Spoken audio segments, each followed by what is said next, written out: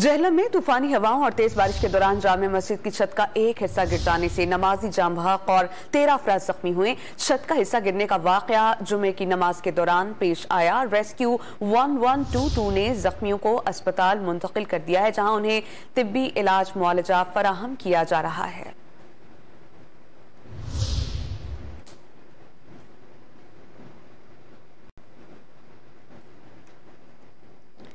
जहलम में तूफानी हवाओं और तेज बारिश के दौरान जामिया मस्जिद की छत का एक हिस्सा गिर गया, जिससे एक नमाजी जाम बहक, 13 जख्मी हुए हैं। एक नमाजी शहीद और 13 जख्मी हो गए।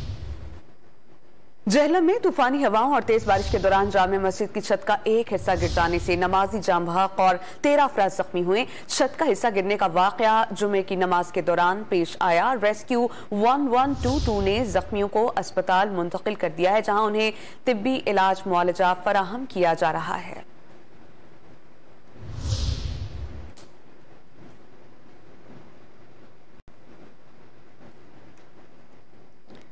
जहलम में तूफानी हवाओं और तेज बारिश के दौरान जामिया मस्जिद की छत का एक हिस्सा गिर गया, जिससे एक नमाजी जाम बहक, 13 जख्मी हुए हैं। एक नमाजी शहीद और 13 जख्मी हो गए।